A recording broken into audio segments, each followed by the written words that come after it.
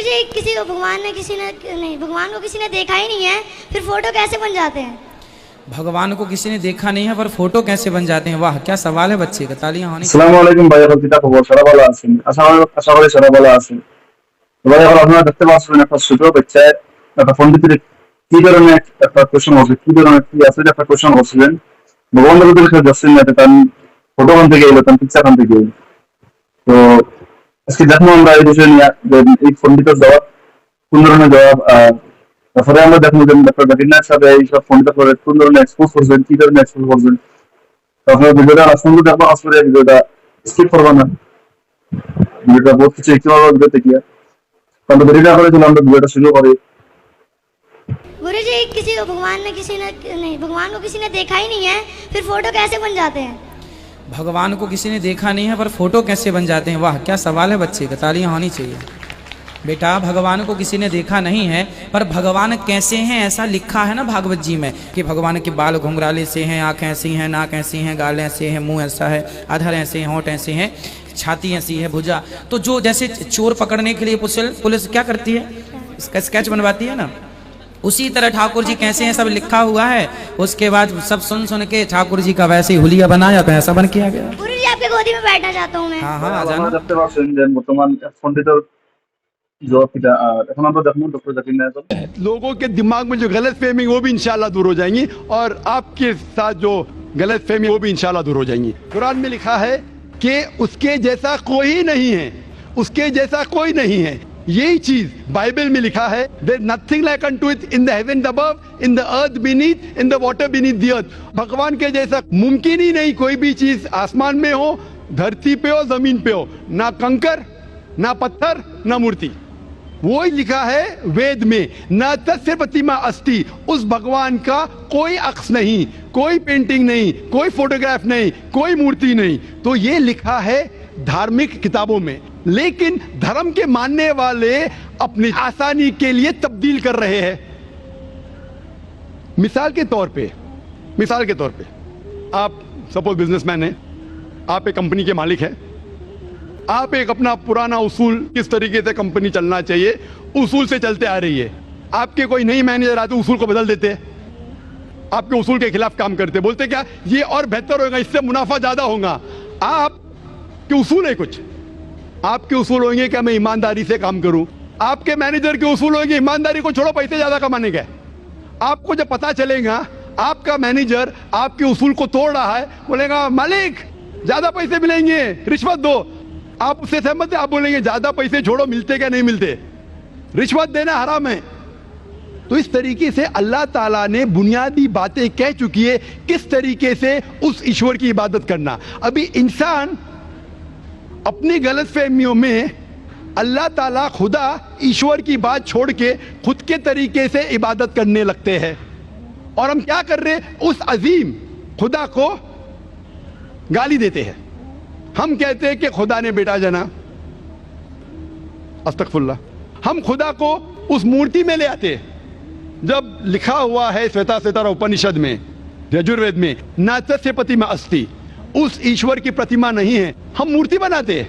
मिसाल के तौर पे अगर मैं किसी को मदद करता हूं और अगर वो शख्स मुझे जानता नहीं जाकिर कैसा दिखता है, मिसाल के तौर पे श्रीलंका में मैं एक स्टूडेंट को मदद करता हूं, रोज 10,000 रुपये भेजता हूं, उसको पता नहीं जाकिर के साथ क्या करता है, वो कॉकरोच बनाता है, कॉकरोच, और रोज सुबह को बोलता है जाकिर शुक्रिया। जब मुझे पता चलेगा उसने मुझे कॉकरोच बनाया, क्या मुझे खुशी होगी? भले वो मुझे कुछ खाली दिल में कहता था जाकिर शुक्रिया, काफी है, शुक्रिया नहीं भी कहता था चल जाता था, लेकिन मुझे कॉकरोच बनाया, इंसान से कॉकरोच बनाया।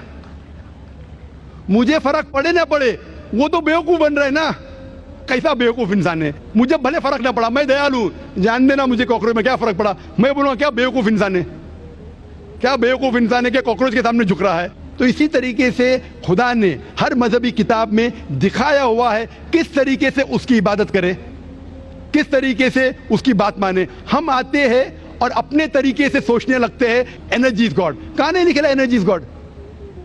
आपने बिल्कुल आपके सवाल का जवाब खुद आपने दिया। आपने एक मिसाल दी कि हिंदू लोग कहते हैं नमस्ते, नमस्ते का लफ्ज किधर से आता है?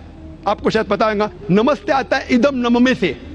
इदम नममे मतलब मैं आपके सामने झुकता हूं, मैं आपकी इबादत करता हूं, बराबर? इदम नममे, आप कहना चाहते मैं आपके अंदर ईश्वर की इबादत करता हूं। मिसाल के तौर पे वो आदमी चोर है, वो गलत काम कर रहा है, बलात्कार कर रहा है, आप उसको ईश्वर बोलेंगे? आप ईश्वर को इतना घटिया समझ गए? वो बलात्कार करने वाले इंसान को बोलते हैं आप ईश्वर है। इससे भाईचारगी बढ़ेगी नहीं घटेगी।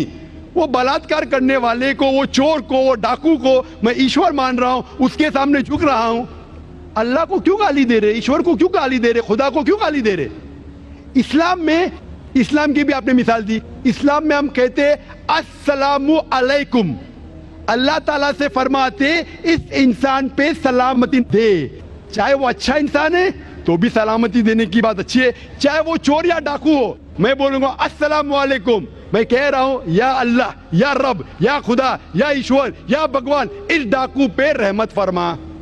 कुछ बुरी बात है ना? मैं अल्लाह को गाली दे रहा हूं, उसके लिए दुआ दे रहा हूं कि तू गलत काम छोड़ और सही रास्ते पे आ। अगर मैं उसको खुदा मानूंगा तो खुश हो जाएगा, वो और चोरी करेगा, वो और बलात्कार करेगा।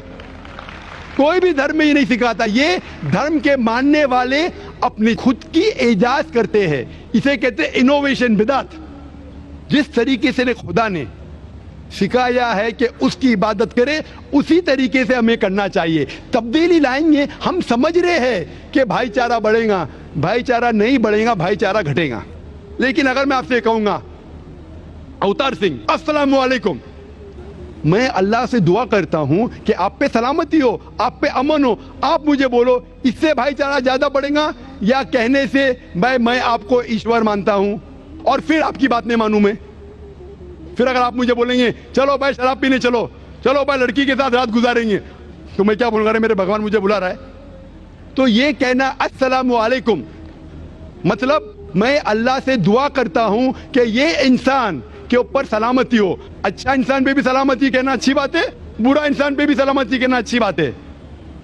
तो इस तरीके से इस्लाम में जो ग्रीटिंग है उससे किसी को नुकसान नहीं होता है, ना it is hypocrisy, it is the best way of भाईचारा। और कुरान में कहा गया है सूरह निसा में, सूरह नंबर 4 आयत नंबर 86 में 86, वह इज़ा हुई तुम, मतलब अगर कोई आपको सलाम देता है तो आप उससे अच्छा सलाम दो, कम से कम उस जैसा, क्योंकि अल्लाह ताला हिसाब रखता है। मतलब अगर आप अस्सलाम वालेकुम कहेंगे, मुझे कहना चाहिए वालेकुम अस्सलाम व रहमतुल्लाह। अगर आप कहेंगे अस्सलाम वालेकुम व रहमतुल्लाह, मैं कहूंगा वालेकुम अस्सलाम व रहमतुल्लाह व बरकातहू, और बेहतरीन होना चाहिए या कम से कम यकसा।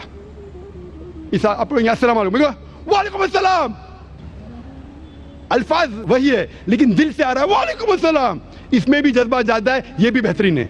तो कुरान में लिखा है कोई भी आपको सलाम करता है उससे बेहतरीन सलाम दो, या उससे बेहतर ना कर सको, कोई कहा अस्सलाम वालेकुम व रहमतुल्लाहि व बरकातहू, कम से कम उतना दो, वालेकुम अस्सलाम व रहमतुल्लाहि व बरकातहू। ये तालीमात है कुरान में, इससे भाईचारा बढ़ता है। तो गलत तरीके से इबादत करना जो वेद के खिलाफ है, कुरान के खिलाफ है, बाइबल के खिलाफ है, ग्रंथ के खिलाफ है, वो करने से भाईचारा नहीं बढ़ेगा बल्कि घटेगा। तो इसीलिए हम ये जाने ईश्वर जो हमारा बनाने वाला है, हमारा खालिक है, वो जानता है कि किस तरीके से उसकी इबादत करना चाहिए, वो बेहतरीन जानता है। मिसाल के तौर पे आपको डॉक्टर कोई दवाई देता है कि ये लाल गोली सुबह को लेना, हरी गोली दोपहर को लेना, आप बोलेंगे छोड़ो हरी लाल, मैं नीली गोली खाऊंगा। अरे वो डॉक्टर है, वो जानता है। तो इसी तरीके से हमारा खालिक, हमारा मालिक खुदा है, उसकी बात के ऊपर अमल करना। इसीलिए जो इंसान खुदा की बातों पे अमल करता है उसे कहते हैं इस्लाम, मतलब submit, he is called as a Muslim. तो जो कोई अल्लाह के मुताबिक चलता है उसे कहते हैं person who submits his will to God. Hope that answers the question.